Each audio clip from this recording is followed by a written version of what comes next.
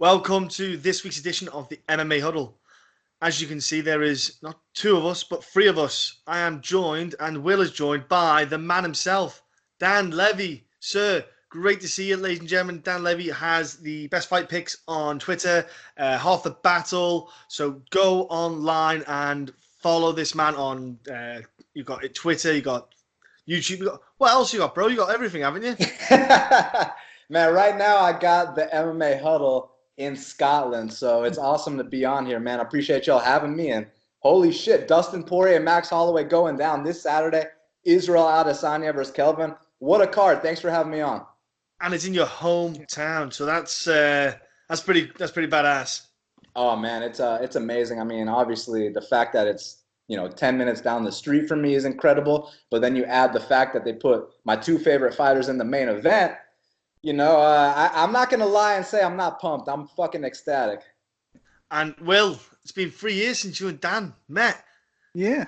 It's like an anniversary. Well, literally, I was thinking that because we've had this in the kind of back burner for a little while. And me and you have been speaking about getting Dan on for the longest time. And we had cards where we thought, but then waiting out was the best thing ever because then ATL jumped up and there was only one guy that we're ever going to have in this show. And Dan's going to be doing the rounds everywhere this week. Dan's going to be one of the most busiest guys, I think, in Atlanta the whole week. So, yeah, it was just an absolute honour, really, to get Dan on here and chat some fights. Dan's someone I speak to on a regular basis. We take the piss out of some people in a little group chat, which is always a lot of fun. So, yeah, but no, it was when UFC 236 was announced, this was the card to get Dan on, and I'm pumped to have Dan on the show with us. Yeah, Dan knows his stuff, people. Like I said, jump on his social media. What I'll do is in the comment section below, I will link in Dan's social media so you can all jump in. And I'll maybe if I could put a card in the top right-hand corner or something like that as well. I'll try and get my head around all that jazz. But let's kick into this card, which is going to be interesting. Right, so before we can get to the main event, which I can't ruddy wait to hear what you guys think, we'll start down at the bottom. Cutting down the bantamweight, Brendan Davis is taking on newbie, which is like Will's favourite fighter, Randy Costa. So I think it's only fair that Will should start off with his favourite fighter, Randy Costa. Will, so do you want to break this down for us? Fuck Randy Costa. Fuck Randy Costa.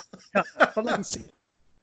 I was just it's quite actually interesting in similarities with the fact that the guy who's kind of main event at the top also coming in as a 4-0 guy, and you've got a guy coming in 4-0 here. He just doesn't belong in the UFC in my opinion yet, but he's against Brandon Davis, dropping down a weight. Think of that what you will. Like I said, I don't think Randy even qualifies to really fight in Dana White's show yet, so I don't know how he's managed to get this opportunity over the guys that is out there, probably the guys in Georgia that Dan knows and other people that could probably take this spot. No idea. From what I've seen on the fights that you watch online, 4-0, and he's fought a bunch of kind of tomato cans. Comes out of Joe Lozon's gym, but he's kind of got this Zohan kick that everybody seems to kind of go on about in his fights, and seems to have a bit of following from where he's from. But I'm going to take Brandon Davis. I know that he's more fights in the UFC than he probably win. But the people that he's losing to are not really bad fighters. So this is a winnable fight. The weight cut's a little bit of a worry if you're going to bet him. I wouldn't bet this fight one little bit. But I'm going to pick Brandon Davis. The UFC experience means a lot. The people that he's fought kind of means a lot as well. So I'm going to go Brandon Davis to win kind of maybe a decision. But he could get a little bit sticky if the fight goes on with the weight cut, if it's a tough one for him. But I'll go Brandon Davis. And Dan, what have you seen on this? I mean, the reality here is that Randy Costa was fighting the peanut vendor his last fight, whereas Brandon Davis was in there with Zabit Magomed Sharipov. So based on experience, there's a reason why Brandon Davis is favored in this fight. Now, the reason he's not a minus 300 is because his performances haven't been the most impressive in the sense that he's not that well-rounded of a guy. He's got decent striking, but you take this guy to the mat, and chances are he's not getting back up. But with Randy Costa, we haven't seen shit. I mean, he's literally, beating the ice-cold beer guy, you know what I mean? So, but one thing I know about Randy Costa is that he's Calvin Kattar's main training partner. So at least in the gym every day, he is getting that good work and he's getting good looks. But you guys know sparring in the gym and actual competition, two different things. So for that reason, I have to go with Brandon Davis. But I mean, will it surprise me if Costa is the real deal, comes out here and beats him? No, it won't. But I got to lean with Davis here. And real quick about the weight, I know he was at 150 pounds a couple weeks back, so I don't think he's going to miss weight. Oh, that's good. That's a good weight to be a couple weeks back. Gosh. And yeah, Brandon, tough, good output, good hands. He's a striking coach for Jason Knight, as we all just saw with the bare knuckle boxing. So we know Jason's got good hands and Brendan's got good hands. I'm with you guys. I just think it's going to be bright lights for Randy, catch him out, and it's going to be a bit much. I thought maybe because Joe Lozon was on the card, that was why he was on. But then I double-checked the card. Joe Lozon isn't on it, so I think we're all a bit stuck as to why he's on the card. So yeah, I'm going Brandon. I think Brandon might even stop him at bantamweight. I think he's going to have a bit of a pop in his hands in that weight division. So look, let's go down to the next fight, flyweight division, with the ladies kicking off here. We always like watching the ladies fight. We have Lauren Mueller and we have Boliana Bortella, or Bortella, if you want to use the tongue in the Portuguese. Dan, any thoughts on this fight that you're looking out for in this matchup? Any kind of things that raise your eyebrows? Yeah, I mean, it's going to actually be a really fun fight. I don't think that these two are going to trade head and arm throws for 3 straight rounds. And this is actually going to be a good fight. They're both coming off first-round submission losses. One thing about Polyana Botelho, she trains at Nova União. She kicks really hard. She makes funny sounds when she kicks. She's like, wah, wah, wah, wah, every time she kicks. So make sure you pay attention to that. But listen, I feel like Lauren's got better hands. Polyana's got better kicks. Polyana has better takedown defense. I'm going to slightly lean with Polyana. I think she's a little bit more well-rounded. Nice. Will, go on. What's your thoughts, bro? Yeah, I'm kind of on the same page with that one there. It's, I don't know, there's a couple of people I knew that kind of bet Lauren Mueller last time as a pretty hefty favourite and got burned badly in that one. Like I say, and yeah, these Chinese fighters is obviously something you've got to keep an eye on, because they're coming through in flurries and they're going to be a big part of the sport going forward, especially with the UFC opening this institute that they're going to be making there. I think this is going to be a fun fight, like Dan said. I like Polyana just a little bit more. I think she's a little bit more meaner than what Lauren Mueller is. I think that what's the fight I take a lot from? Pel Gonzalez. Not that you should really take a lot away from Pel Gonzalez fights, but the fact that Peril was constantly put her against the cage, was trying to take her down, couldn't really do it. And when she was reversing, she was letting off on Pel Gonzalez. So, like I say, I think this is going to be more a kind of stand-up fight. And I think Polyana's just a better stand-up fighter, so I'll take Polyana. But I'm going to pick up your stoppage early in the third. Ooh, nice. Hey, real quick, sorry to interrupt you, boys, but you know how Will just mentioned how a lot of people got burnt on Mueller at -500? Well, they're so confident betting her at -500, but they're nowhere to be found now that she's an underdog. And same story goes with Botelho, because they're all betting the house for her to beat Cynthia Calvillo, who's a fucking top 10 fighter. So now she's fighting a top 50 fighter, and these people are nowhere to be found. So it's kind of interesting how one loss changes everyone's perception. Yeah, it does, man. And like you say, they're not there talking whenever they don't win, when they don't win big. And to be fair to Lauren, she got caught that armbar, but she dropped to fall into that guard to get caught out. I think she just, inexperience was one of the reasons why she got caught that armbar. I think now she'll learn that if she drops someone, make them stand up and then clock them again. You plonker. Why do people go in the guard? But I'm with Polyana as well, guys. I think, like you say, those kicks, they are nasty. They are effective. They do take its toll. And I do think Lauren's going to have a bit of a tough time with movement in the second and third round, those leg kicks taking a toll. And I think it's going to be a good kind of back and forth with the striking side of things. I'm looking forward to it, if I'm honest with you. I think it's one of the fun fights in the card. I think it'll go the 3 rounds and they're both going to level each other. Beautiful little faces afterwards. Yeah, I'm going Polyana too, guys. Next up, we have in the bantamweight division, Montel Jackson against Andre Soukhamthath. Now, guys, I'm telling you right now, I am not picking Andre ever. And I said it last after the Sean O'Malley. He's got no fight IQ. All right, I don't care. He could fight a one-legged, no-arm man, and I would still pick him. All right, if he's got no fight IQ, I have no confidence. All right, I'm picking Montel Jackson in this fight. End of. All right, simple. But to be fair, Montel Jackson actually isn't a bad fighter. He's actually got a really good skill set, and I think he'll cause Andre some challenges. I just think that for me, Andre can't make the right decisions at the right time in fights, and that's huge. That's huge. In the UFC, you've got to have the kind of IQ to catch quickly and realize what's going on. Guys, I'm picking Montel Jackson. I think he's going to really put a hurting on Andre here. And I'm going to go with like a stoppage later on, but I'm going Montel Jackson all the way. Never picking Andre, ever. Dan, go on. Oh, no, you going Will? Or you going? Oh, go on, Will. You go. I'm kind of on the same kind of thing as you. I think that O'Malley fight was an eye-opener. I don't know how he didn't see that Sean was like in the state he was, and he couldn't like finish him and get out of there. But thankfully he didn't, because I think I bet Sean O'Malley in that spot actually at the dog odds. The thing with Andre though that he can crack. So any time you have to kind of mind your P's and Q's with this guy. That dog, be quiet. Sorry about that. Dog's being a bitch. So you just have to mind your P's and Q's, and you have to just watch what you're doing. Fight smart.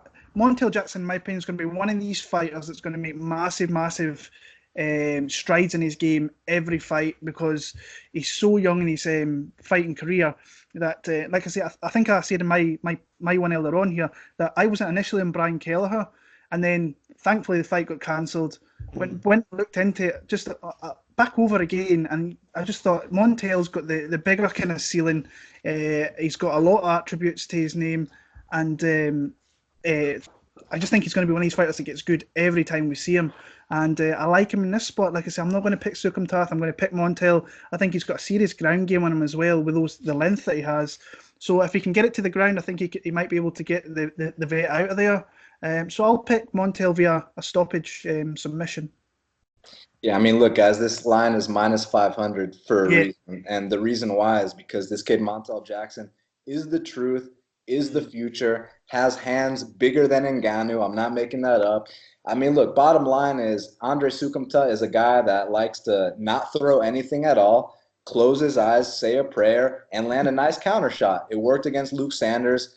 And I'll give him credit, though, because he's known for never winning a decision in his life ever. I mean, his history when fights go to decision, I think he's like, 1-5, 2-5. Well, his last fight, he won a decision. So I'm going to tip my cap to Andre Soukhamthath that he's at least been making improvements. But what I see happening in this fight, the length, the range of Montel is just too much. I see Andre Soukhamthath blinking his eyes. I see him making faces. And I think by the end of the third round, early second round, he's getting choked out.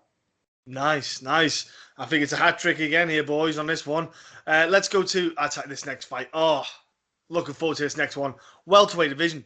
Curtis Millender against Belal Muhammad. Now, that is a fun fight, folks. And that's kicking off the prelims, like early prelims, main event, whatever you want to call it. Dan, what do you see in this one? What I see is one guy is well-rounded and the other guy is solely a striker with zero ground game. What I see is Curtis Millender is the kind of guy that obviously his striking is amazing. I mean, you try to stand with the guy, he'll find his range, and chances are you're not going to beat him in a toe-to-toe battle. But he strikes me as one of those guys that probably doesn't show up to jiu-jitsu class every day because, quote unquote, rolling on the mats with other grown men is gay, right? Like, that's like, real quick before everyone crucifies me, this ain't my words. I love jiu-jitsu. I respect jiu-jitsu. I train jiu-jitsu. But I'm saying Curtis Millender is one of those guys that probably is like, well, why would I roll on the mat with grown men? Like, what the fuck you think this is, man? So, listen, that mentality is not going to get you far inside the UFC's octagon, and that's just facts. I mean, every single opponent that Curtis Millender has fought inside the octagon has taken him down. Now, there's no shame in getting taken down and choked out by Zaleski, who's a black belt, who's a top 10 guy, who's one of the most well-rounded guys in the division, all that. No shame in that. But what was up with how easily Thiago Alves took him down, CR Bahadurzad, and the CR fight, that's after CR was doing a couple chicken dances, looking like the walking mummy. 2 seconds later, he takes him down easily with no resistance. And also Max Griffin, who, when has Max Griffin ever been known for his wrestling, right? So all these guys are taking Millender down, and the common theme is when he gets taken down, he doesn't seem to get back up. Now, with Max Griffin, the reason he wasn't able to continue that strategy like he had in that first round was because firstly, he's not a wrestler. So second round comes out, he tries to shoot, and Millender kind of discouraged him with a knee, discouraged him with a high kick. And after that, Max never shot again. I didn't tell Max to never shoot again. I didn't tell Max to abandon the takedown. But you know who's not going to abandon the takedown? Belal Muhammad. He scored 15 takedowns in his UFC career. For sure, he's going to get his 16th. Now, the question is, will he get a 17th and an 18th? That depends on if Millender gets choked out or not. So I think either Belal gets his first career win by submission. By the way, he is a brown belt under Daniel Vanderlei. So just because he doesn't have any submissions on his record doesn't mean that he can't get them. I mean, you go watch that Chance Rencounter fight. You watch that Jordan Mean fight. You saw those back takes. Well, guess what? Chance Rencounter and Jordan Mean actually train jiu-jitsu every day. Curtis Millender doesn't. So I think that it's either Belal by submission, maybe ground and pound TKO, or decision. And if it's a decision, that means he's going to take him down 3 times, once per round, and the guy won't get back up. Mm-hmm. Now, if somehow in this 1 month Millender has patched the gap, which he hasn't, because jiu-jitsu is a lifelong journey. It doesn't fucking take 1 month to learn how to get back up. If he somehow has the athleticism that he just can get back up now and he can piece Belal up, hey, you know what I mean? I will tip my cap. I will clap. Congrats, buddy. But one thing you need in the UFC is a ground game. Millender doesn't have it. I got Belal by domination. Will, what do you see in the fight, bro?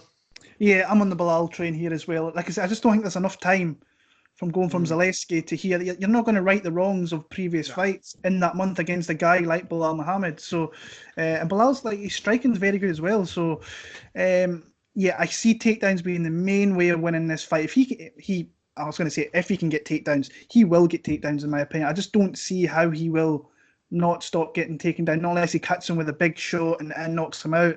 I don't see it. I see Belal getting takedowns. Like I say, in all of his fights that he wins, he gets takedowns in.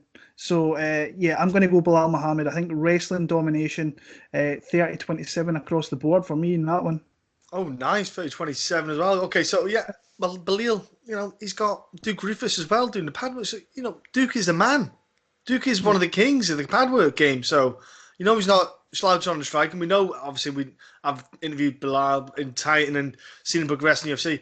I'm with you guys, man. I just see that he's got way too many tools compared to Curtis. I think Curtis suits certain guys. There's certain styles that Curtis will look good in. There's certain guys he'll beat pretty well. But yeah, Belal, man, he's just got too much in his arsenal, man. He can offer too many questions that Curtis can't answer. And like you said, 1 month, man, that's a blueprint. Get him down, threaten the back, and it's there. Like you said, Dan, there's no way you're going to learn how to defend a high-level grappler in that short amount of time, man. No chance. I don't care who anyone is. So yeah, I'm going to go for let's go first submission win. All right, for Muhammad. Yeah, let's go submission win. Really choke. Let's go crazy. First round. All right. Next up, we have in the bantamweight division. This is an interesting one. Boston Salmon against Khalid Taha. This would be, who would be first? Oh, Will, this will be yourself, bro. Bro, break this down. Yeah. Sometimes I'm a little bit slow on getting onto. You're slow, yeah. Yeah, we know that. Yeah, that as well. But sometimes a little bit slow in getting onto guys. I don't see things initially from the get-go. And so I've seen them with some people, I see that, and you don't see them with others. And from just what I see with my own eyes right now, it's like Boston. I'm not too sure about this kid. I think he has got a lot of potential. So that those Hawaiians have got spirit for days, really tough guys, good boxing game. He's been out with injury for a long time, and he's facing a guy here in Khalid Taha who I think he's tough, but I don't envision him winning many fights in the UFC. So it's whether the rust kind of takes effect here. I don't see it. Even if he is a little bit rusty, I think that his all-around game is just a little bit better than Khalid Taha. I remember the last time Boston actually fought, Justin Buchholz was in Glasgow the week after. You remember this, John? Yeah, and I spoke to him regarding, because he fought an alpha male guy in Ricky Turcios, and he says that if Ricky even turned up the slightest bit in that fight, he would have murked him. Now, he's meant to say stuff like that, but I thought Boston had a pretty solid performance in that one. He kind of dominated from start to finish. I like him in this one if he's not too rusty, which I don't think he will be. Those Hawaiians are always scrapping anyway. So I'll take Boston Salmon. I actually think he might knock out Khalid Taha here. I know Khalid, like I said, he was tough, durable, but I see Boston winning this fight. I see him, if not knocking him out, just piecing him up over the 15 minutes. So I'll take Boston Salmon. Nice. And Dan, what are you seeing on this matchup? I see a mismatch, guys. But real quick, John, Is your camera on, man? Because I can't see you. My camera is off because I can't record. I have to record my camera separate. Okay. All right. Whatever. Technology, man. It's a pain. It's a pain in the hoop. So I see a mismatch, and the reason why is because let's talk about what Khalid Taha brings to the table. I mean, basically, he's just swinging some wild overhands from time to time. That's literally it. No ground game, no resistance on the takedowns, and the power on the feet isn't like overwhelming where you're like, oh man, if you get hit by Khalid Taha, it's over. Like, for example, John Lineker is the guy at 35s where it's like not known for his ground game, not known for being well-rounded, but John Lineker touches you, and you know what I'm saying? They might need to bring out the smelling salts. Whereas with Khalid Taha, he's a club fighter, man. He could be fighting in the NFC next month. I think that basically the way this is going to work out is they were really high on Boston Salmon when they signed him, right? Like he was supposed to fight Hani Yaya in his debut. He's supposed to fight Ione Barcelos. These are two legit guys, but obviously he had the injury. So now they're like, you know what, man? We'll give you a tune-up. What about Khalid Taha? Let's hand him Khalid Taha on a silver platter. And what's funny about it is this shit's a pick'em. Should not be a pick'em, guys. It should be at least minus 175 for Boston Salmon. When you talk about the difference in their hands, first of all, Boston Salmon has some of the best boxing credentials out of anyone in the UFC. Anyone in the UFC. And people might be like, what do you mean? Let me tell you what I mean. He boxed Errol Spence. I know all you motherfuckers know who Errol Spence is. Boxed Errol Spence, boxed Emmanuel Taylor, boxed Ronnie Rios. I mean, this guy's going out there with legit dudes having real boxing matches. And how has he transitioned to MMA? Well, his takedown defense is amazing. His fucking wide base against the fence. You try to take him down, you're just going to gas yourself out. Also, another thing is, well, he's a boxer, so let's kick his legs, right? Because, boxers don't check. Well, Boston Salmon, not only does he check kicks, he's got the distance to get out the way of those kicks. I think he's going to whoop Khalid Taha's ass, man. So I got Boston Salmon here. Man, I got to admit, Boston is so calm as well. Isn't that when he's in, he looks just so placid. It's like nothing's fazing him. He's just like, you can just see it in his eyes. I'm going to get you. I'm going to get you. And it's so calming. Like, as we all know, Khalid is just like 100 miles an hour crazy. Like you said, Dan, he's wild. And the problem for that is, when he's throwing his wild strikes, he's not managing his distance and his range. He's kind of punching and swinging, and he ends up being right in front of the opponent, too close. And that's where, obviously, Boston can just let off a quick little shoe shine with the boxing skills and really catch Khalid here. And I think I'm with you. I think the boxing skills it's just a calm pop with his left hand. It's so nice. It's just so smooth when he pops that hand out. And it looks effortless. Obviously, it is because, like you say, his amateur boxing credentials are crazy as well. And yeah, man, I just think Taha's going to have a rough night at the office. He's getting paid, so he's getting that big Reebok cheddar, 3 pair of trainers and a jogging pants. Happy days. But yeah, it's going to be a rough night for him. I'm with you as well. I think Boston's going to mess him up and stop him. I just can't see what Taha can offer, unless he's learned some ninja skills in the background that we don't know about.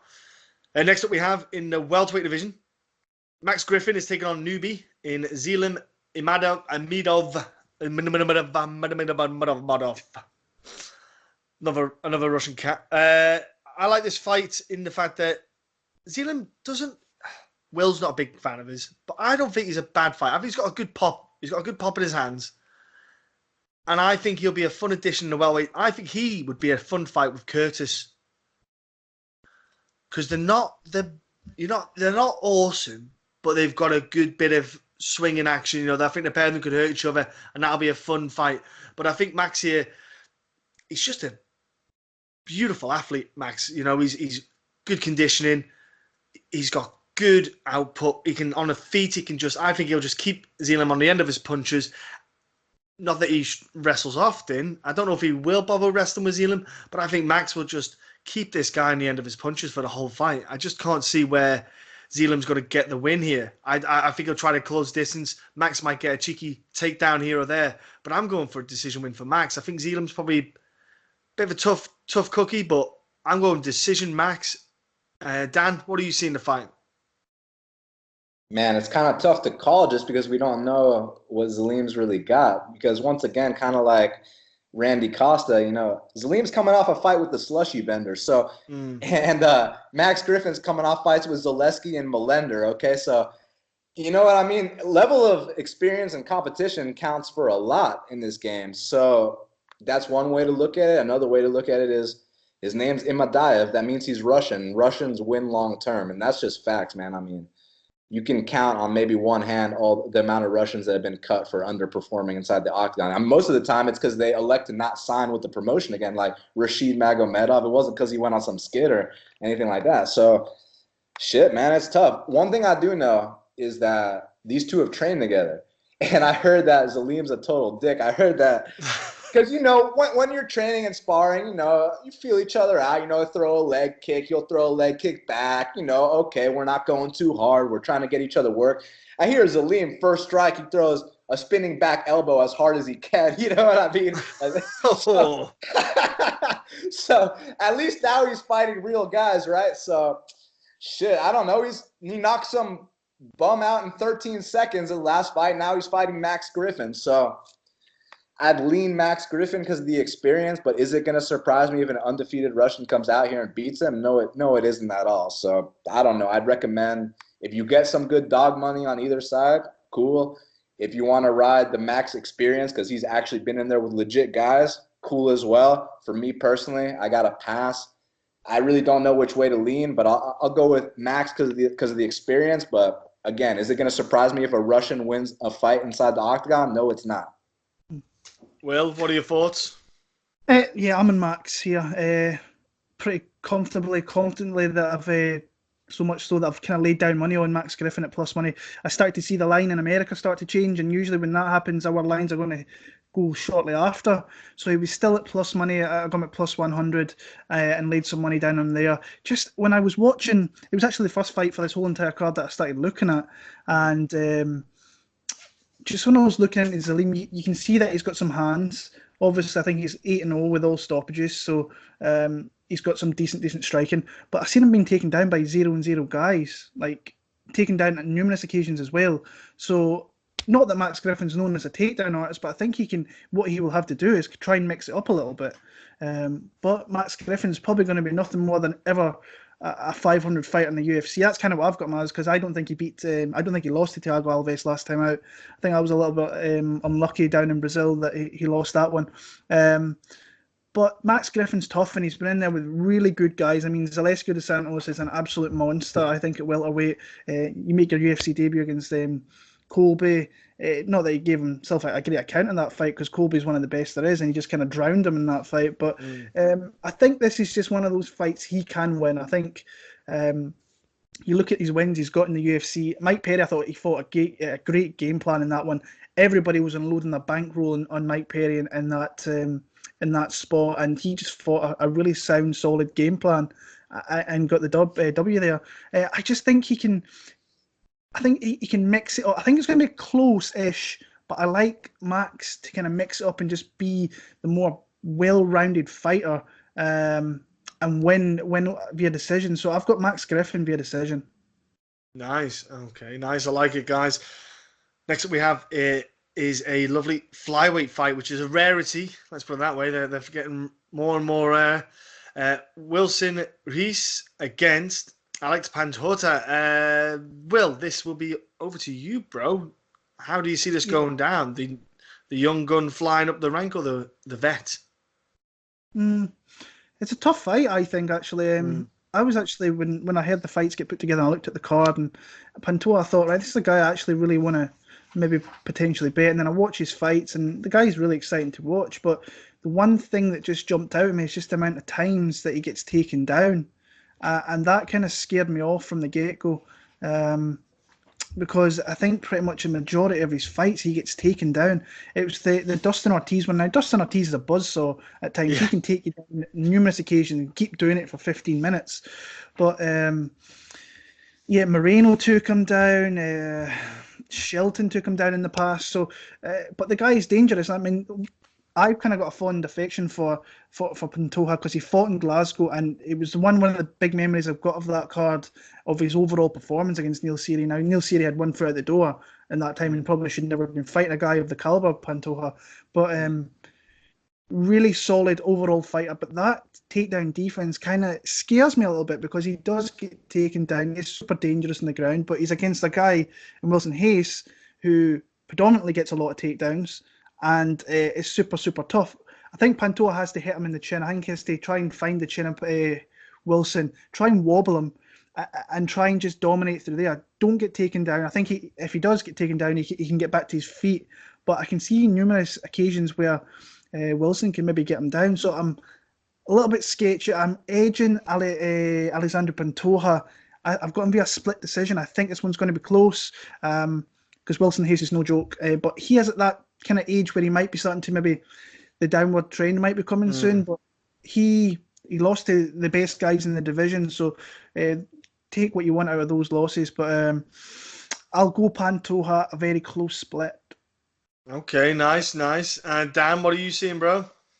Man, Will just had to steal my Pantoja by split pick, right? I mean, I just see this being a really close-ass fight, dude. Like, I felt like the minus 210 or whatever on Pantoja was a little exaggerated, but now it's a little bit – now the line's where it should be. You know, he should be a slight favorite in the spot.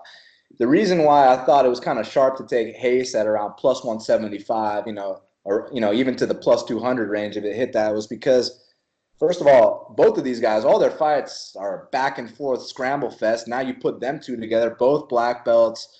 Man, obviously Pantoja, that fight with Ortiz, which was the one controversial fight on his current run, because between you and me, he beat Eryk Shelton. I don't care if that was a split. There was no controversy there. The controversial one was the Ortiz fight.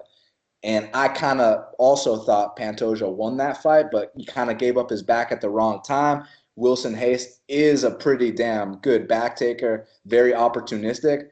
But I'm not going to sit here and act like Sasaki didn't take Wilson Hayes' back in that third round either. So it's not like Wilson Hayes doesn't leave the openings too. So that's why I think there's going to be really back and forth. The one edge I do give to Pantoja is on the feet, plus the youth, plus the athleticism, just all that. He's hungrier. I have a feeling Hayes might be, one or two fights away from hanging it up. The dude's had an incredible career. I mean, what else is there to do, Wilson? You're a fucking badass. You know what I mean? Now it's Pantoja's turn. So I think they have a fight of the night scramble fest, and Pantoja gets the majority decision. Okay, nice, strong decision there. Yeah, I found a tape study quite entertaining. My only worry with Wilson was he is quite fixed set. Pantoja can put a bit of a pace on. Does that come in the third round? Does that tire him out a little bit? Even though the flyweights, having fixed set muscle, it is tiring, as long as you can outwork someone. I think Wilson will want to try and slow the pace down, especially in the second, to get a second wind up for the third. But, man, I like both of these guys, so it's a hard one. I'm with you. I liked Wilson Reis for getting the fight down, maybe getting a submission. I thought maybe because Pantoja's got zero attempt to really defend it. I think because confidence, having the confidence of his jiu-jitsu is why. But with Wilson, you can't really let that happen. I think you have to defend the takedowns. There's certain guys you can maybe let get you down, but there's certain guys you have to respect and not let take you down. Pantoja, though, I like the way he's just non-stop. He's constantly active. He's constantly trying to move. And even when he's getting up and he's not getting up successfully, he's still moving around. I think he's got more on the feet than Wilson Reis. And I think that's where the fight really gets separated. I think Pantoja's going to land a bit more damage on the feet. He'll get taken down, but I think the judges will score the damage for Pantoja. And I'm going to go with majority. I go 2-1 decision. I think Wilson get the first round, and then second, third, you're going to see a decision there for Pantoja as well. But that's a horrible one to pick, isn't it? Let's be honest. That can go anyway. There's no clear winner. It's a great fight, though. Don't get me wrong, guys. Next up, we have headlining the prelims. Jalin Turner against Matt Frevola. Okay, fair enough. It's happening. Matt Frevola, fun dude. Fought. Was it Lando Venata? Was it fought again? Or was it? Yeah. And by the way, didn't realize he was 26. Lando, 26. Where's his paper round Afghan? Oh my goodness! I thought he was like in his early 30s. What is going on there? That lad's had a rough ride. But Matt Frevola, he's a fun fighter. He's I don't think he's at that level. He looked wild in that fight in aspects.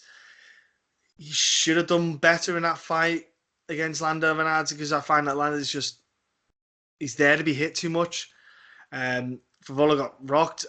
Man, I think Turner's going to absolutely starch Frevola. I'm going to put it out there now, lads. I think Turner is just going to calm, collective. I think it's going to be something like he's going to be stepping back as Frevola comes with an attack, and it's just going to counter with a pop, and it's going to put the lights out for Frevola, man. I'm going to be quick roundup. I'm seeing Turner first round stoppage, guys. Honestly, I think Turner's just going to absolutely just wipe Frevola, man. I don't know what you guys have watched. I don't know what you feel, but that's what I'm saying out there loud and proud. Will, what are you seeing? I've got Frevola. Piss off. I'm going Frevola. Yeah, I've got Frevola. I think he's going to. I think, like I say, Jalin Turner, for me, when I watch his fights, he doesn't really impress me that much. Obviously, a big dude coming down to 155. Was he 6'2", 6'3"? So that's a big dude. That's a big weight cut coming down. I think he should fight at 170 personally. And we've seen, I think, 3 of his 4 losses are all knockout. He's been knocked out. So yeah, I don't take too much stock from the win over Calvin Porter. Calvin Porter really he should have been in the UFC years ago. We said it when we were breaking down that fight card. And he's a lot older guy now, and I just think the time was wrong. He took the opportunity while he got it. Frevola, we've seen him come in against Polo, and I thought he fought a really, really bad fight against Polo. You don't come out and you could try and exchange with that guy, because that guy can put you down with one shot. And ultimately, that's what happened. He get hit with lefts, and he get hit with, especially when he get hit with the right. I think it was he hit the canvas, and that was it. Lando Venata did what Lando Venata does: starts well, then fades. And Matt came into that fight late on, and look, just try and take that fight late on into the fight and win it through there. And I kind of give him that fight, if I'm being honest with you. I just think he's more durable. I think he can get takedowns. If you look back before his UFC debut, even in the Dana White Contender Series, he won some decent fights against decent guys and organizations. Titan, I think it was, Ruish Manflo. Yeah, that's a good win to have in your record, in my opinion. And he gets takedowns, and he can get takedowns. And the big frame of Jalin Turner there for me is there. He's there to get taken down, but obviously he's got to get inside the reach and the southpaw stance of Jalin Turner, which I think he can do. Maybe not initially early on. I think he may take some licks. As that fight goes on, I think he can start to wear on Jalin Turner. I think he can maybe find a submission. So I like Matt Frevola here. I think he's going to win rounds 2 and 3 and win a decision. So I've got Frevola there. Nice. Dan, what are you looking at, bro? Well, I agree with John that someone's getting KO'd stiff in the first round. However, I think it's going to be Frevola that KOs Jalin Turner. I'll tell you why. Now, I could be totally wrong here, because when you look at, if you just see a picture of both guys and you look at, the attributes, the stats, it's like, oh man, 6'3", plus you see the wingspan, all that. I mean, 78-inch reach, the whole bit. You're like, oh man, he's going to fucking kill Frevola. Then you turn on Frevola versus Polo Reis. You're like, oh man, max bet on Jalin Turner.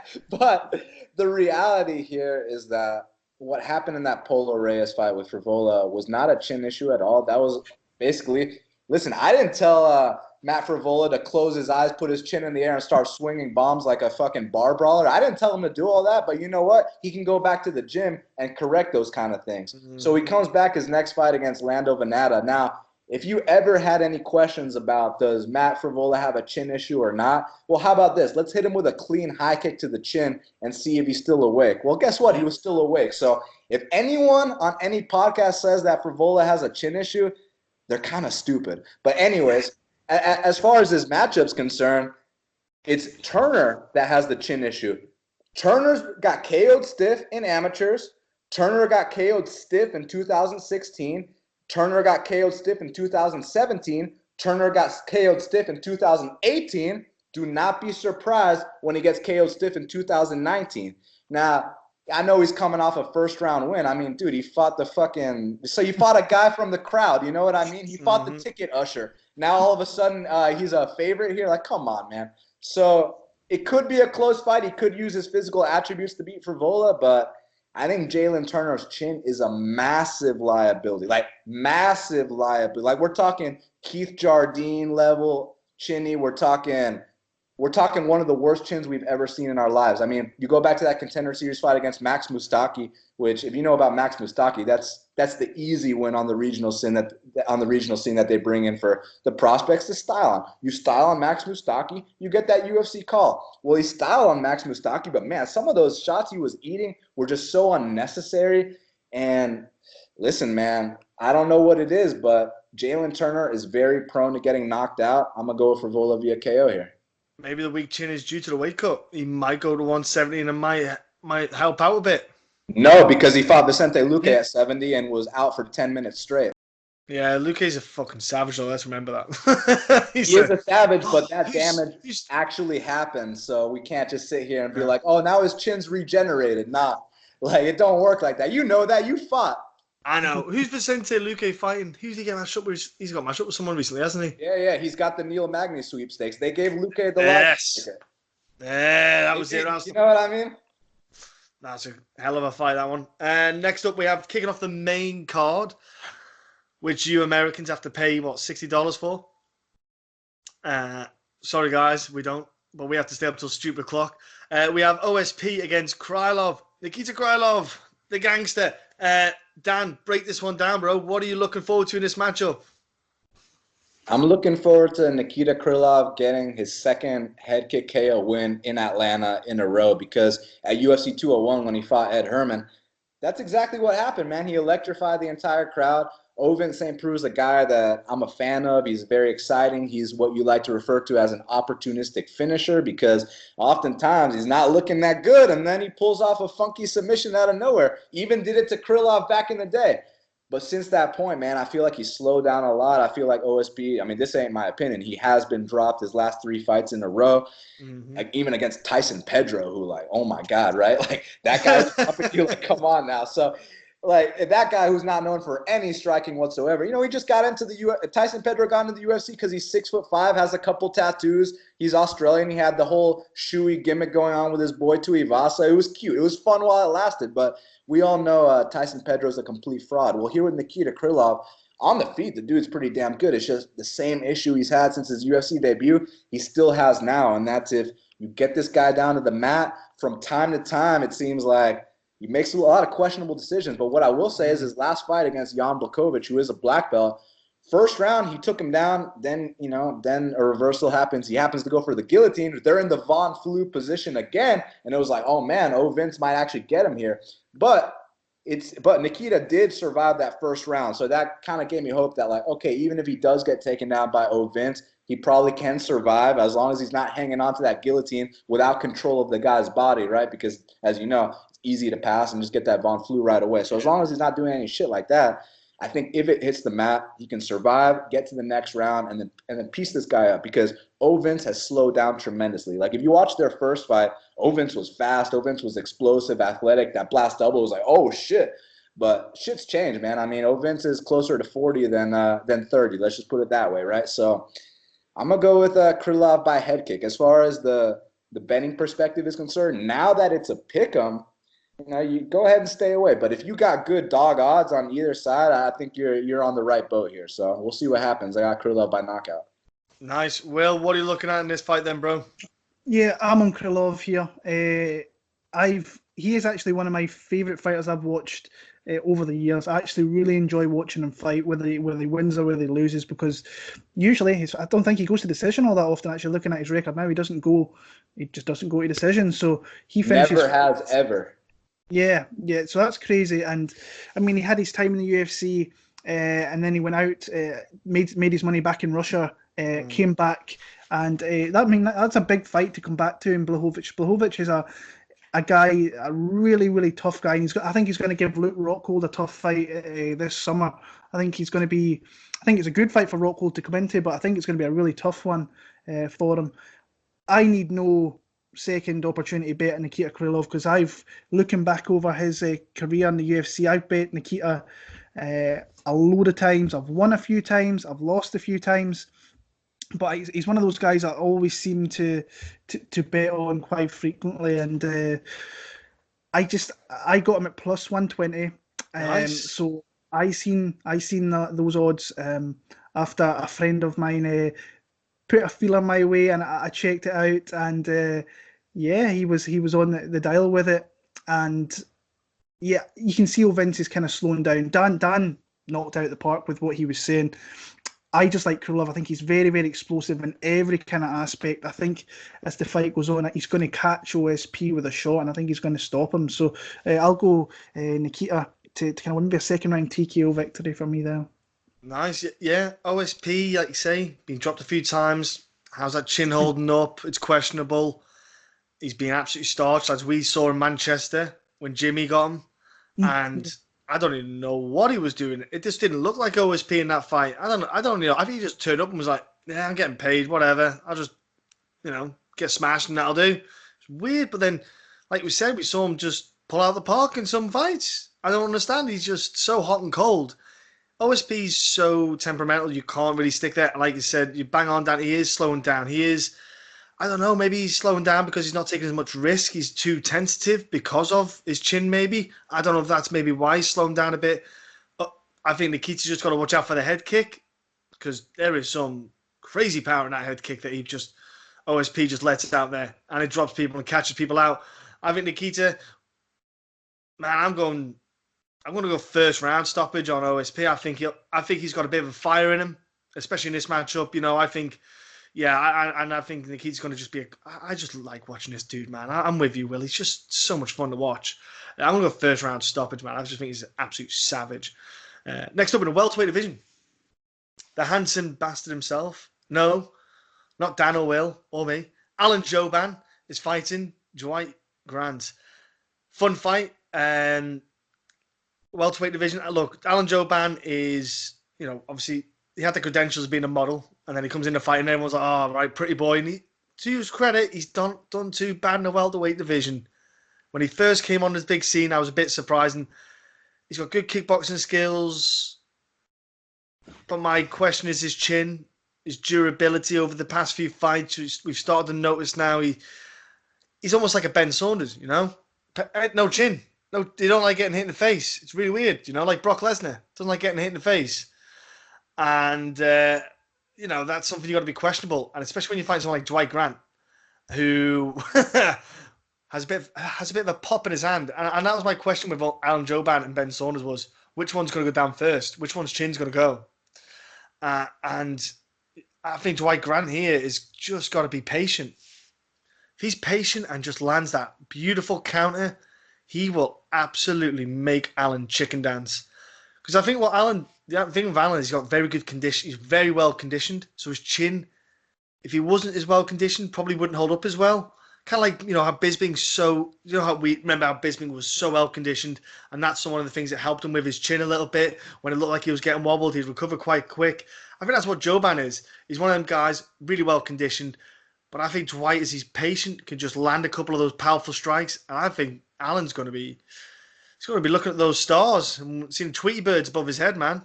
I'm going to give Alan a bit of respect. I'm going to go second round. I think Dwight's going to take the first round to get the timings and get that timing down and movement on Alan, and then let rip in the latter part of the first, maybe finish him off in the second. Will, what are you looking at this one, bro? Yeah, before everything, I heard the fight getting announced and so on. Well, when I seen it was announced, I kind of, for some reason, initially kind of sided with Jouban, but then as you watch fights, that kind of changes, and it changed pretty dramatically in my opinion, where I thought that, yeah, I'm actually pretty confident Dwight Grant can get this done. And I love the fact that Dwight Grant's getting back in there so quick after that knockout of Pedersoli. I love guys that, after coming off a big win like that, with a massive knockout, that was a very impressive knockout. Getting back in there, and especially getting a shot on a pay-per-view main card as well, which is good for him. Yeah, Alan Jouban, like I say, Dan said this earlier in the show, with someone who's like, he's more closer to 40 than he is to 30. And he's coming off a long injury. I think he had some surgery in there as well. And I like the striking style of Dwight Grant. I think that fight with Zach Otto, I think he probably learned a lot from that fight, where he can't be... he can't sit back and not throw anything, and especially I think he learned a lot from that fight, and he kind of took that forward. Pedersoli's a tough guy, but I think we've seen that Pedersoli, if you hit him with a half decent strike, you can put him down. I like Dwight Grant here. I think he's going to catch Alan Jouban with a shot, and like you said, it's going to wobble him. I like Dwight Grant. I think he can take him out at some point in this fight. I haven't got a round for you, but I think he takes him out at some point. Nice, Dan. And your words are? John, you owe Alan Jouban an apology for comparing him to Brock Lesnar, man, because the big difference between those two is that when Brock Lesnar gets hit, oh man, don't hit me anymore. Whereas when Jouban gets hit, it's not his fault that his chin ain't the best. You know what I mean? It's not his fault that his brain gets scrambled a little bit and he doesn't know where he is. But the reality here is that Jouban is as tough as they come, man. I know he gets his reputation. Oh, he's a model. He's a pretty boy, which I've always had an issue with people criticizing him for, because I've always wondered, well, what do you mean when you say he's a pretty boy? Do you mean he can't fight? Because whenever I see Jouban fight, I've never seen Jouban hump someone's leg. I've never seen Jouban make the crowd boo. Every time I see Jouban fight, win or lose, it's always a super exciting fight. So calling him a pretty boy and a model, I feel like that's people just being jealous of how he looks, honestly, because his style, He's gorgeous. Style has no resemblance of a pretty boy at all. This dude fucking gets down and dirty in there. So I'm a big fan of Alan Jouban. The guy comes to fight every single time. That being said, you cannot ignore the chin, man. And it's been going on since his debut, man. When he fought Seth Baczynski and he got dropped, at first, it was fun at first. It was like, oh, man, he's that guy that, he's a slow starter, has to get dropped before he fully gets going. It was like, oh, he's like the welterweight Frank Edgar, right? That's what we like to consider him back when he fought Seth Baczynski. Well, turns out he's not the welterweight Frank Edgar because, man, every single fight, the dude is doing the chicken dance. The dude's getting laid out cold, like small shots, or, he's turning the other way. Looking at the crowd, it's like, oh, man, like shit, like Jouban is so chinny. But, man, his technique is so damn good. His athleticism's on point, his kicks. So if he can just work around his chin, pulling over him, the dude can win a bunch of fights. Now, I see a lot of people referencing the Mike Perry fight as that being the blueprint on how to beat Dwight Grant because, oh, Mike Perry's a power puncher, this and that. Well, I don't like that comparison at all. What the fuck do Mike Perry and Dwight Grant have to do with each other? They don't fight anything alike. First of all, no. Dwight Grant has a 78-inch reach. Dwight Grant fights nothing like Mike Perry. Let's just get that out the way right now. And that being said, if you watch that fight between Perry and Jouban, Jouban was doing the chicken dance at the end of that first round. I didn't tell Mike Perry to not pull the trigger in the second and third. You know what I mean? And you want to talk about this Otto fight where, oh, man, he lost to Zach Otto. How's he gonna beat Jouban? Listen, Zach Otto doesn't fight. Zach Otto didn't engage. Not to mention that was 30-27 Grant. That's one of the most disgusting robberies I saw last year. But Otto didn't fight. So if you don't fight against Grant, you might be able to win a decision. But guess what? Jouban fights. And he fights. I mean, Jouban comes to, I'm going to get knocked out or you're going to get knocked out. Well, that style plays right into Dwight Grant's hands. I see Dwight Grant winning by knockout. No, and I agree. Alan Jouban should have a nose like Brad Pickett. Somehow, he doesn't. I don't know how. Next up, we have Mr. Eryk Anders. Not bothering to cut weight. He just can't bother facing Khalil Rountree. It's going to be a bit of a barn burner. I can't see this one being a quiet hump fest. Let's go with Will. Kick this one off, bro.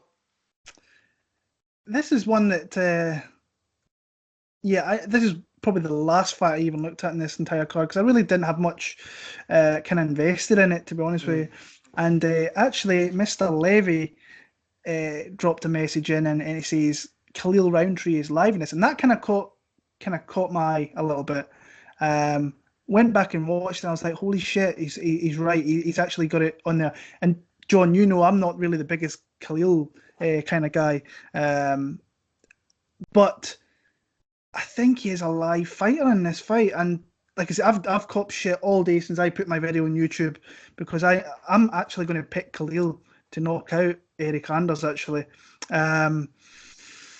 Which was something, if you told me a week ago that I was going to say that, probably I wouldn't have said that. I was probably on the Eryk Anders one. And I was kind of wondering this time last week, because the lines are getting released so early now that you can kind of monitor the lines and see where they're going to go. And initially I put Eryk Anders, he was sitting around, I think, minus 150, minus 160. And I was thinking, why is he not higher? That's initially before I looked into it. And and I thought maybe I would baiting Eryk Anderson in that spot, but I just left it. Busy at work, never looked as much. It was a kind of off week for that. And then obviously Dan dropped that message in, and I went back and looked, and I'm like, oh shit. So he's up now. I think he's missing minus 210, minus 215. That's a big favourite there. But like Khalil, I think is first round. Is he? Maybe, I don't know. I think he has to get it done early. I think he has to catch. I'm absolutely bollocks at betting Khalil Rountree fights, because I was in heavy on Kansaki, and I deserved that. I think it was actually, I don't max bet that often, and I max bet Gokhan Saki in that spot, and I was made to look an absolute fool. But Khalil hits hard. That's his one way he wins fights. The opposition that he's been facing as well, I think, is really good. With I'm not going to pronounce his second name because we always have trouble with that. Alexishuk, I think it is. He's a good guy. He's like I was saying earlier on, I'm a slow guy in recognising some fighters sometimes, and that's a guy that I've clearly not looked at as much as I really should have. But I think Khalil can hit Eryk with some big shots. He's sloppy, he's open, he's a great athlete as Eryk Anders. No, I don't want to say sloppy, that's a little bit disrespectful because Eric's a good guy, but a really good athlete. I think he can get hit. He can obviously crack as well. Big year for him last year with fights against Maheta and Machida down in Brazil. I just got a funny feeling Khalil's going to catch him in this first round. I really do. I think if it goes on later, I think that Eryk Anders will... I think he'll just do more than what Khalil will during the fight. But I'm going to actually pick Khalil. This is kind of my Hail Mary pick of the card. I'm going to go Khalil Rountree, first round knockout of Eryk Anders. Okay, nice. I like it. And Dan, what about yourself then? So what's funny about this is that obviously if you've listened to Half the Battle, or if you've ever heard me talk about Khalil Rountree before, you know I've been very critical of him in the past. Because, I mean, firstly, he lost to Tyson Pedro. We don't got to tell anyone about that. But that really happened. And, you know, he got the Andrew Sanchez fight. He's talking to his mom. Like, come on, man. Like, so I thought Khalil was like a complete joke. Like, I thought like literally any bum off the street except maybe, you know, except the one-on-one guy. No offense. Well, I'm not talking shit. But, like, the one-on-one guy is the only guy he beat recently, right? So it's like, man, I was thinking Khalil, it's about to be over. Like, this shit, you know. It's a joke. But, man, I was wrong, and I'll tell you why. The dude's actually been making improvements. So you watch that Tyson Pedro fight, you watch that Andrew Sanchez fight, and the Tyson Pedro fight when he's pinned up against the fence, he can't even keep his whizzer. He starts going for like a head and arm throw, gets his back taken easily against Andrew Sanchez, zero signs of being able to get back up. I thought the dude was completely useless, right? Well, you fast forward to now, you see him up there against Mikhail Oleksiejczuk, who's like, you know, a top prospect at 205. Yeah. Well, Mikhail goes out there, takes him down. All of a sudden, Khalil has a get-up game. All of a sudden, Khalil's backing up into the fence, getting back up to his feet. I was like, oh, shit, Khalil's been putting in work, right? So that's a good sign of improvement for me. The fact that he was actually able to get back up from takedowns, something that he was never able to do in the past. And now he's keeping the whizzer like up against the fence. I'm like, all right, I can tell Khalil's been putting in work. Kind of sucks for him that he had to fight goddamn McCall and Johnny Walker, two of the top prospects at 205 pounds. But like, at least he has been making improvements. I can acknowledge that. So I was looking in this fight. I was looking for literally any excuse to bet Eryk Anders because, I mean, it's fade Khalil. You'll win long term, right? But, man, there's a significant speed difference on the feet between the two of them. Khalil Rountree is a lot faster than Eryk Anders. But where this fight will get interesting is in the tie-up situations. Now, in Eryk Anders' fight against Maheta, because that's the one that they refer to in terms of, you know, his offensive grappling. I guess the Maluko fight too, but Maluko is like a welterweight, right? So Khalil's a 205er. So we can put the Maluko fight on the back burner. But that Maheta fight, that's the one we got to look at. As amazing as Maheta is, he's about to fight John Jones. For whatever reason, Maheta's a hot and cold guy. Maheta's a guy that lost to Eric Spicely in the first round.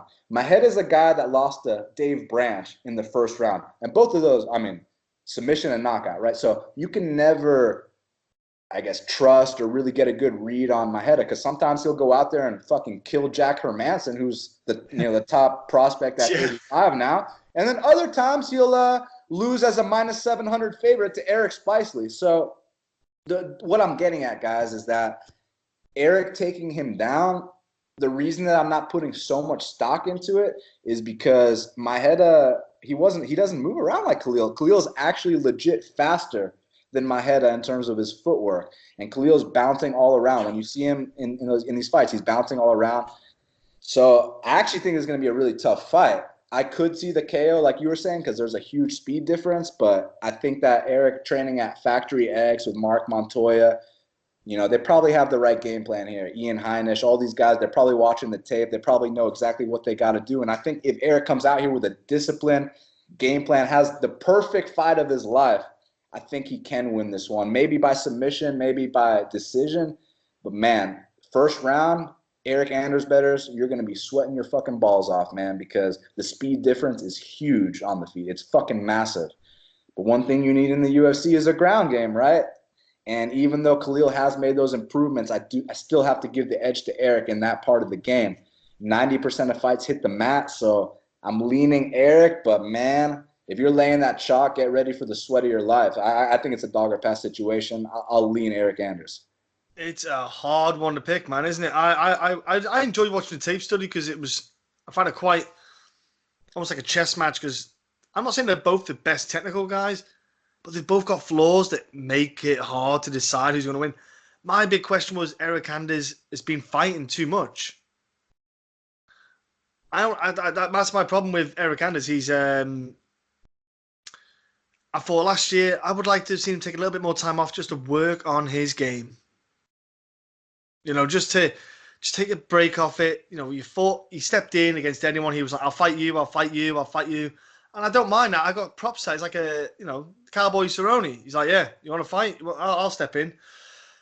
I'm interested to see him at 205 because he's obviously been cutting down and I think he might feel a bit better for it. He might feel a bit fresher. He's a big boy, Eryk, anyway. And I've had a couple of interviews with Eryk. He's a good lad. He's a good egg. And he's an American football, so I've got an Oklahoma boy, but I'm going to go Eryk decision because I think the grappling side of things, I just think he can outwork Khalil a bit on the cage, and I think he'll just get a bit more in the grappling side of things. I think Rountree will crack and he'll hurt Eryk because Eryk always leaves a fight with a busted up face. He just likes to get in the face. Even though afterwards he heals up pretty quick, but I think grappling wise he's good, man. He's got good, powerful grappling. Obviously that comes back from the American football, the quick burst, the speed, the grappling, because you got to tackle each other. He tackled, and he's used to tackling, and grabbing guys, and not letting them go. So he's good at, and it doesn't sound like much, but like with me with rugby, for me rugby getting low in and getting the legs and taking people down. It kind of transitioned into MMA, and I think that's what worked for Eryk in that sense. So I'm going to go Eryk decision. I think there'll be, like you say, the hairs on his arse will be tickling Dan with the Khalil first round, but I'll go decision for Eryk Anders. Let's go to a fun middleweight goddamn interim title. Bloody sucker far up my arse with these interim belts. We have Kelvin Gastelum against Israel Adesanya. Dan, I want to hear your breakdown on this fight because, don't get me wrong, it's going to be fun. First off, I have to kind of give a quick apology in advance to all the listeners of MMA Huddle and to you guys because I'm not going to give a pick on this fight yet because I'm still going back and forth on it, but I will 100% break this fight down. Like, I still really don't know who I'm picking. Like, I will know as soon as I record half the battle, but I still feel like I need to see some more things first before I make my final decision. But yeah, as far as this matchup's concerned, I mean, obviously the narrative, the 9-inch reach advantage, the 7-inch height advantage for Israel Adesanya. So on paper, oh man, he's got this fight won. He's 6'4", fighting a 5'8" guy, got the 9-inch reach advantage. Keep him on the outside. You're going to win this fight all day, right? The thing is, it's not that simple with Kelvin Gastelum. Kelvin Gastelum, first of all, he's dropped every single fighter he's fought at middleweight, win or lose, every single guy.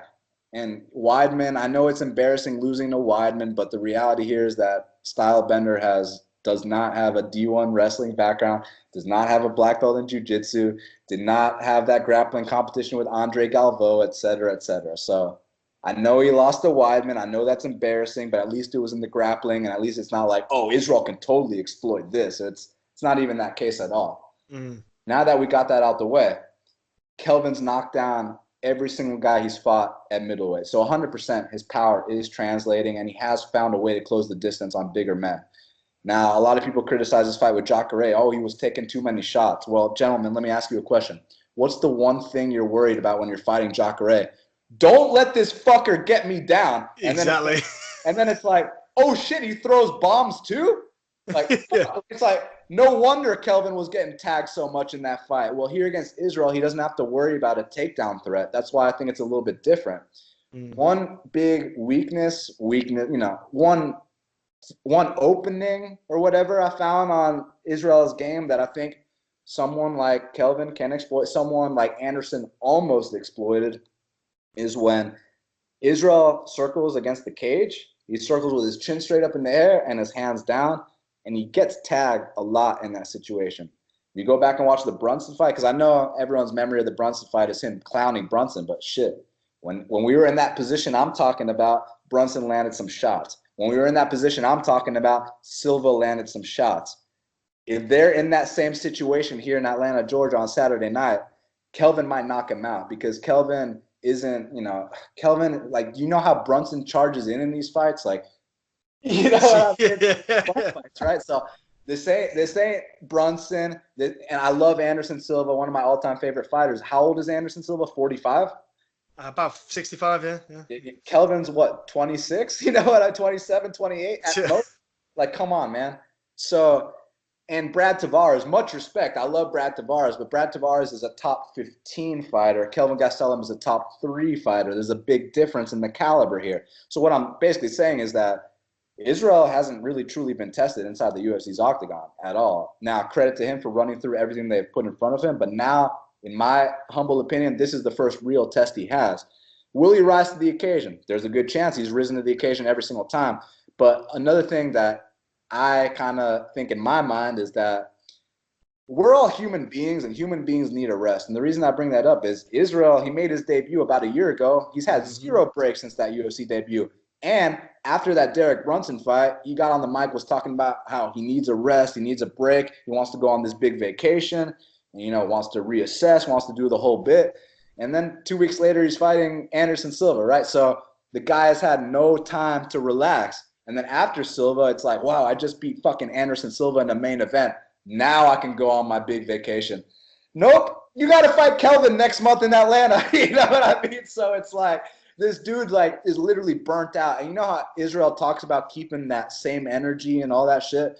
I'll tell you right now, Israel hasn't been keeping that same energy, because every single interview I hear of him, the dude sounds tired. The dude sounds burnt out. The dude's like, oh my God, another one of these fucking interviews. Whereas before, a couple of months back, you hear Israel talk. It's like the most fascinating thing you've ever heard. It's like, wow, I love listening to this guy talk. It's like, oh man, future champ Israel. Now it's like, is he into this shit anymore? So I don't want to put too much stock in the outside narratives, the being burnt out, the interviews, this and that, but we are human beings, man. This guy ain't a machine. He ain't a robot. He has not been well rested. Not to mention all the media obligations. Do you know how long the flight is from New Zealand to the States? It's rough. Yeah, it is rough. It's like 24 hours.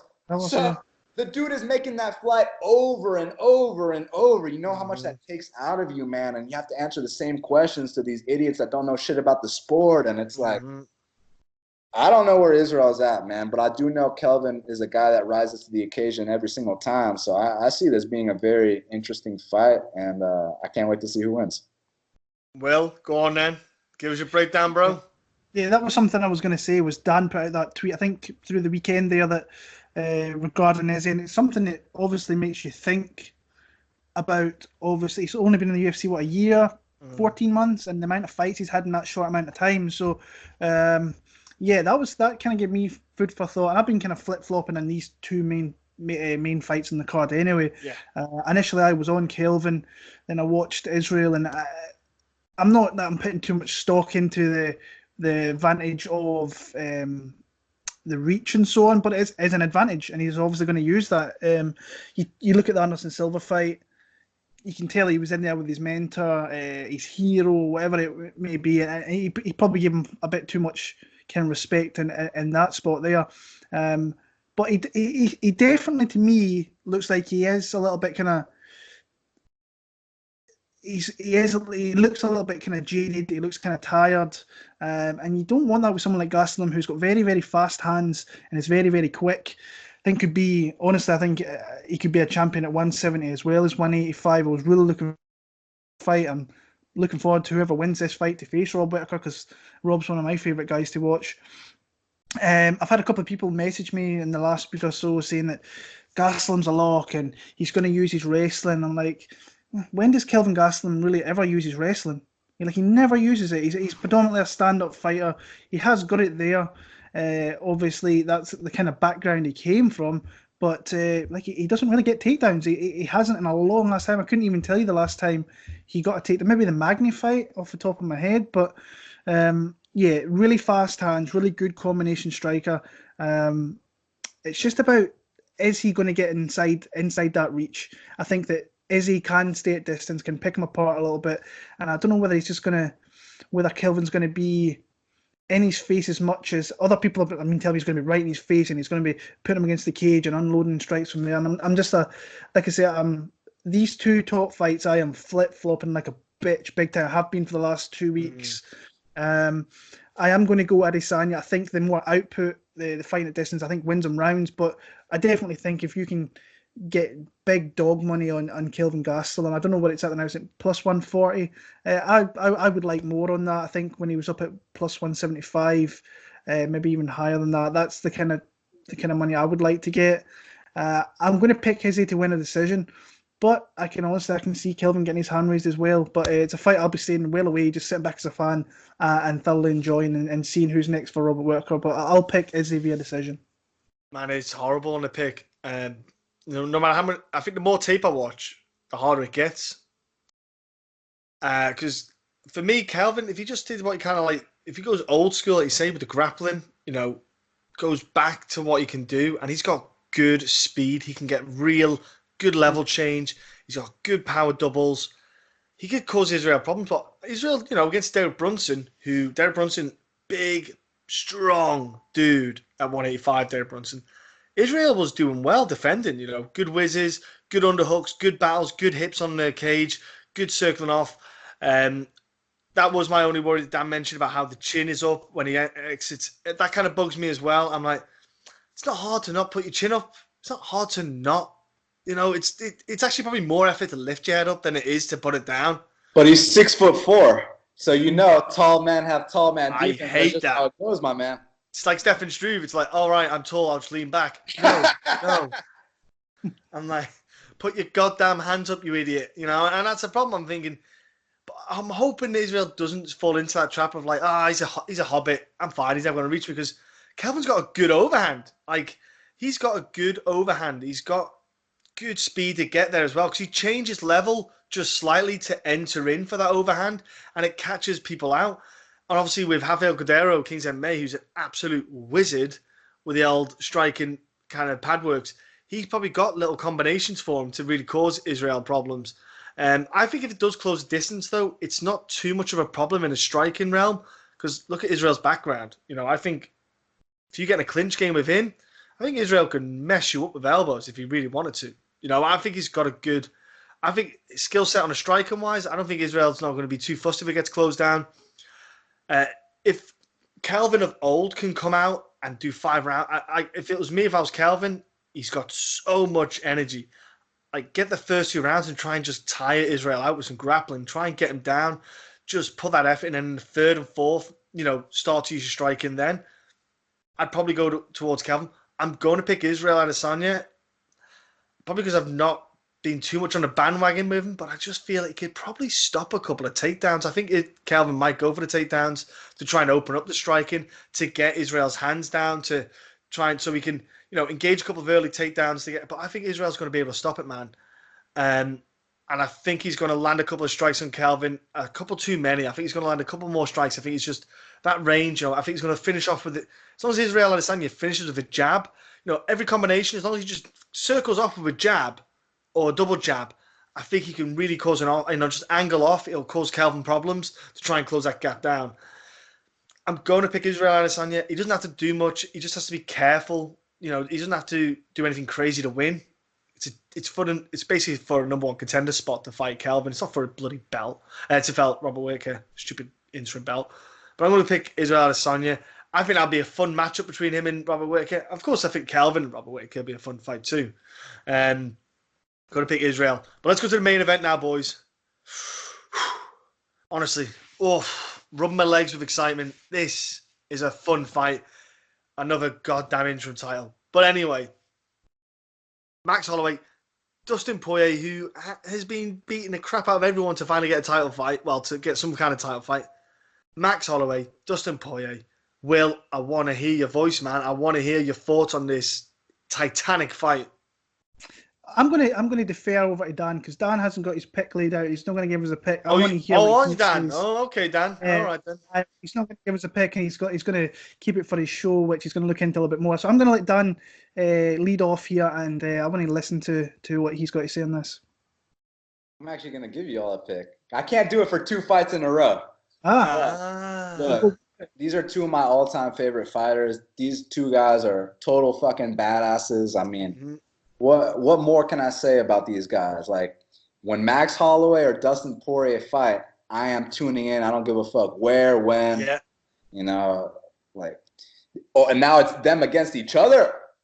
You know what I'm saying, man? So, holy fuck. So when you see guys of this caliber fighting against each other, automatically you're just like, oh man, this is going to be fight of the year, fight of the night, knockout of the night, whatever, right?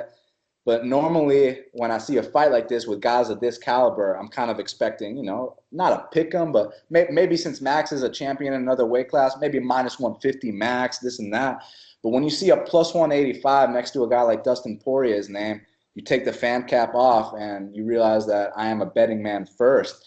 And I didn't tell the odds makers to put a plus 185 next to Dustin Poirier's name. I feel like against anyone at lightweight, except maybe Khabib, Dustin has value at that price. And that's just how it is. Even if Max comes out here, picks him apart, even if Max styles on him, there is value at plus 185 on Dustin Poirier against anyone at lightweight except Khabib. That's my humble opinion. As far as how they match up, obviously Max is known for that volume style, great output.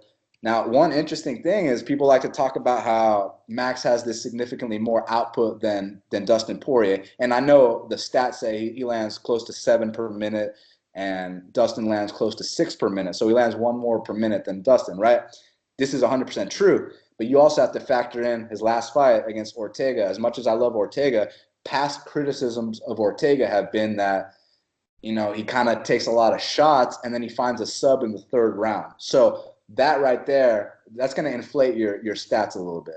Also, the 2 Jose Aldo fights, we know when you get a Brazilian past the 1st round, they start doing something called the Nova, which means they back up and take a bunch of shots.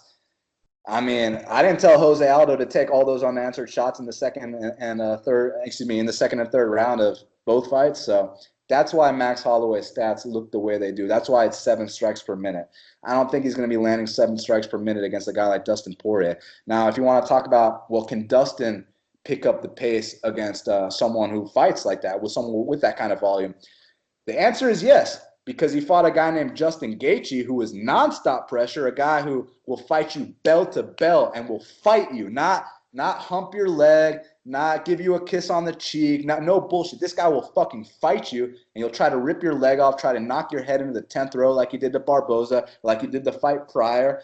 So Dustin Poirier, what does he do? He ups his output. All of a sudden, Dustin Poirier threw 300 motherfucking strikes in that fight with Justin Gaethje. So if there's any questions about can Dustin Poirier have the kind of output Max Holloway does, the Gaethje fight is all the evidence and proof that I need to prove that, yes, you can have that kind of output and keep going.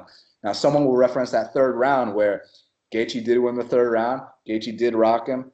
But, I mean, what about the accumulation of all those leg kicks, man? You know how hard Gaethje kicks? Let me tell you how hard Gaethje kicks. Edson Barboza has a reputation of being the hardest kicker in UFC lightweight history. Guess who threw 4 calf kicks off the top when those two fought? Justin Gaethje went after Edson Barboza with calf kicks. 4 to start the fight. So I think we need to switch the roles. I think Justin Gaethje is the best kicker at lightweight. Edson Barboza is the second best kicker at lightweight. I think they their roles have reversed. So he's taking all these kicks against the best kicker at lightweight, and of course they're gonna add up, man. This motherfucker kicks so damn hard. It's like a baseball bat to your thigh, to your calves, the whole bit, and he still knocked him out in that 4th round. Dustin Poirier is the real deal, my friends. And there's this whole thing about, Dustin's got a weak chin, which I think is not only a myth, I think it's extremely disrespectful. And I'll tell you why. When you have the kind of fight style that Dustin has, which is go toe-to-toe with every single opponent, guess what? You're going to get hit with shots. These are 4-ounce gloves. Just like Justin Gaethje, the guy's motherfucking 20-2. 20 wins, 2 losses. But, when he lost to Poirier and Eddie, everyone was calling him chinny and, he can only take a few more shots before he should retire. It's like, are you fucking stupid? The guy goes toe-to-toe with everyone he fights. Of course he eats shots. Like, that's just like common sense to me. So I don't think Poirier has a chin issue, especially since he moved up to 155. I mean, he's like 9-1 since he moved up to 55. He's been knocking out almost everyone he fights. The one blunder against MJ, which we know on MJ's best day, he also beat Tony Ferguson. He also beat Edson Barboza. And just the technicality of what happened in that fight wasn't a chin issue. All that happened was Dustin came in with an uppercut. And if you don't set up that uppercut, you're going to get knocked the fuck out. Ask Kevin Lee when he fought Leo Santos. Ask Chuck Liddell when he fought Rashad Evans. If you do not set up that uppercut, I mean, don't be mad when an overhand hits you on the chin. Like, that's just how the science of this shit works. So, and not to mention, Michael Johnson was operating on a serious fucking speed that night. I mean, they called him Blackie-Ow at that time for a reason. They called him Blackie-Ow because he's got hands like Manny Pacquiao in terms of the speed, right? So I just don't put any stock into that whatsoever. It's all about how do Max and Dustin match up. Well, let's not talk about the first fight where, Dustin finished him in the first round, because that was a very long time ago. Max has put on a lot of size. Max has become the fucking greatest featherweight of all time since then, right? So first fight doesn't mean shit. But as far as this fight's concerned, Max's volume is amazing, but I feel like Dustin's power might be the difference here. And the reason I say that is you go back to that 3rd round against Ortega. Max is having a field day against him. But that 3rd round, man, he's eating some unnecessary shots. 3rd round against Lamas, also eating some unnecessary shots. And, against Lamas and Ortega, who aren't known for knocking people out. Yeah, I know Ortega knocked out Frankie, but, Frankie got knocked down 20 times in his UFC career up and down, right? So, come on.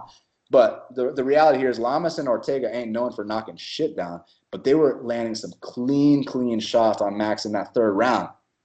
I think if Dustin lands similar shots, he might actually be the first man in MMA history to knock out the great Max Holloway. If this fight was a pick'em, maybe, I don't know. But the fact is it's not a pick'em. The fact is there's a plus 185 next to Dustin Poirier's name. I am a gambling man. I got Poirier to become the new interim lightweight champion. Beautiful. Love it. Nice breakdown. Will, what are you going to add to that, man? I don't think I can add anything to that. I'm not going to either. I'm just going to say I'm going to kind of go with my gut feeling on this. And my initial gut when I heard about the matchup was Max Holloway. So I'm kind of sticking to that. But like I say, the last 2 weeks I've been flip-flopping just like a little bitch pretty much because I love both guys so much. I've said for the longest time, I really do think Dustin Poirier is going to wear that UFC gold one day. I said that to him in where was it, Vegas, when I was at International Fight Week years ago. I said it in Dublin when he was scheduled to fight Joe Duffy. I say you will get that strap, and I've seen him one time since, and I said the exact same thing. And Dustin is one of the coolest guys you could ever meet. Max as well, to be fair. Fighting, this is just a fight I can't wait for, and like I say, Dan nailed everything. I'm not going to say anything here. I think that Max is one of the best guys in the whole entire sport for adjusting during fights. I think he's going to have to adjust a few times to really manage someone like Dustin Poirier. And you can talk about, like you say, you can't talk about the fight years ago, but Dustin has got that in his head that, look, I beat this kid. And I don't care if it was 7 years ago, however long ago, he is living, he's got a bit of space in Max Holloway's head where he's been beat. I don't care if it was 7 years ago, which is crazy to think it was 7 years ago, by the way. I cannot believe when I look back it was like UFC 143. That shit's crazy. But like I say, my gut feeling is Max Holloway via decision. I'm going to stick to it. I actually really want Dustin to win, and it's kind of shitty saying that because I love Max so much, but I really am such a huge fan of Dustin Poirier. If you're not a fan of Dustin Poirier, there is something seriously wrong in the cranium, because the guy is, I think, the most exciting fighter alongside Justin Gaethje in the UFC. Love both guys.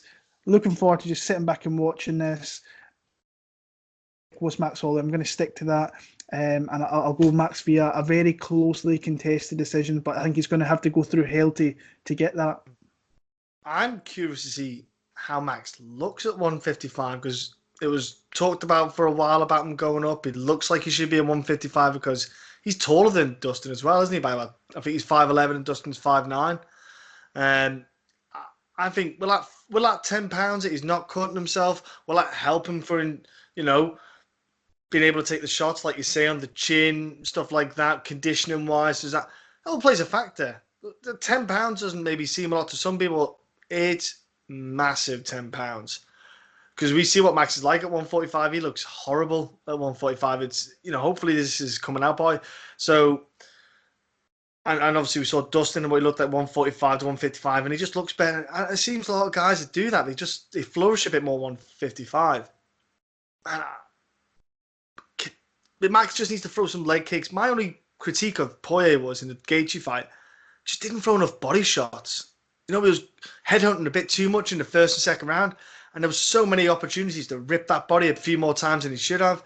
I was like, man, I'd love to see him just like rip up a cross hook, body hook cross again and stuff like that. Just rip that body more.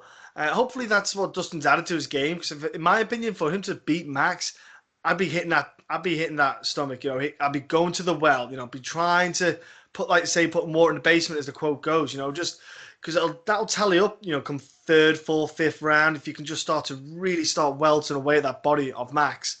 I just worry that he might get a bit too headstrong and just go for the headshots all the time. I'm going to pick Max. I'm going to pick Max like 3-2, and I would not be shocked or surprised if it's like a split. This is going to be insane. The reason I'm picking Max is because just an insane momentum. There's an insane mental belief. And I'm just think that 155, it's just destined for him to be in that weight division. Now, against Khabib would be a crazy fight, but Max at 155 against Dustin, man, that's like Christmas Day already for us guys, isn't it? Like, I just, to be honest, I want both to win because I love the both of them, and Dustin is the man. I've met Dustin as well, and he's just a special human being. I'm going to go Max slightly, but God, it's a horrible pick, man. I would not be surprised if Dustin wins this because both of them are badass men. That's our picks for the card. But before we go, we're going to do the bets. Now, Dan has his picks. If you want to get the picks from Dan, where did it go to get picks, bro? Best5picks.com. But real quick, man, thank you all so much for having me on the show. I'm not ever here to make a commercial or, try to be like, oh, buy my bets and this and that. Listen, if you want to tail me, it's at best5picks.com. If not, it's not a big deal. I live in a free country, but thank you very much, my man. No, of course, I implore all of you to go on there and check it out. Dan knows his shit, let's put it that way. And he does some great work, so do check it out, people. Will, you mentioned some bets that you've put on. Yeah. For anyone at home who's maybe not too, screwed on with the L betting, is there any kind of tips that you would throw or any suggestions for this card? I'll just say my two picks. I've got Krylov plus 120 and Max Griffin plus 100. I'm probably going to have another player too, possibly, for the card.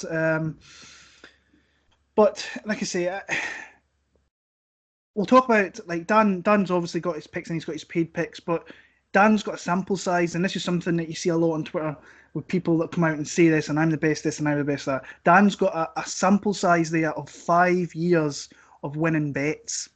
Says everything. I only started tracking 2 years ago. My first year was terrible. Absolutely smashed the life out of it last year, and I know how hard it is to have 1 year. And I had an unbelievable year last year, and I'm in the green for this year. So I know how hard it is to keep that momentum over a number of years. And Dan has did it religiously for 5 years. That's some shit, and he's keeping it going as well. One of the best minds on the entire anything on MMA, I think, on social media. He's Half the Battle podcast with Shaq, who's another really, really, really sharp guy, who I think they've got the best podcast out there. And I'm not saying it because Dan's there. Dan is one of my really good friends I speak to every day pretty much on Twitter. You want to buy picks, and because there is people out there that just don't do any research and just throw money at certain picks. I know if you're putting money, if you want someone to put money on who's going to give you the research that you need, Dan and Shaq are your guys. So, and if you're a DraftKings guy, Big Marley's on there. And Big Marley, like, he's known as the DraftKings guy. Fuck me, this guy's been absolutely killing it for the longest time with his bets. So, bestfightpicks.com, you can get all the picks there. Everything else, I would champion Dan and his crew anytime. Like I say, if you want to follow my picks, BetMMA Tips, you will see my picks there. Just hoping to have a green year. I'm there right now. If I'm there in December, then I'll be very, very happy. But this is a good card for betting because there is some good close fights that you can get on. But just do your research and make sure that you're just not throwing away money on fights that you're not looking into, because that's, I think, is one of the biggest thing for bettors out there, is just throwing money on guys. Oh, I like this guy. It's like just throwing darts. Then you might as well go to a dartboard and just throw darts and see what it lands on. Or just burn your money. Just light your money on fire. That's exactly what it is. But yeah, my 2 picks are on there. I'm probably gonna have another couple of plays, but yeah, that's my couple of picks for the card. I've only just started doing betting myself the past, say, 4 or 5 months. Little small one to get into it, because it's not really something I'm too coy on. And I always keep asking about stuff, what this means and that. Because when people say parlay at the start, I went, what the hell does that mean? And I have a clue. You know what I mean? I don't know what's going on. And when Will was saying plus this, plus that, I'm like, mate, what the hell? I didn't understand the odd stuff. I'm like a baby. Yeah. Honestly, I haven't got a clue, trying to learn how to walk. So that's why, I listen to these guys, because these guys know what they're talking about. They know their arse on their elbow, as we say. And honestly, check out Dan's podcast. Check out his site. I implore you all. Look, again, Dan, thanks so much for coming on, bro. It's been a pleasure speaking to you. It's been awesome breaking this down with you. We love it getting to talk to you, man. And again, just give a shout out to your social media for people to jump on. Yeah, thank you to you guys. Obviously, much love. You guys are my boys. Want to go back to Scotland very soon. It's been like 20 years since I've been there, so but I will always remember when I went to Scotland, man. The castles there. There was this like night parade. I think it was around Halloween. Like, just really cool shit over there. I'll never forget it. So I hope to go back. Thank you so much to all the listeners of your show for getting to this point in the show and, listening with me on, because I know you're used to Will and John. So I appreciate y'all accepting me on today's show. My Twitter is Best Fight Picks. My website's bestfightpicks.com, and my show is called Half the Battle. It's available everywhere that podcasts are available. Thank you guys again. There you go, ladies and gentlemen. So thank you all for listening this week, and we'll be back next week because we're going to Mother Russia. Oh, hey, Mother Russia. Yeah, I want to see if Rocky Balboa can turn it around. But yeah, until then, folks, thank you for listening.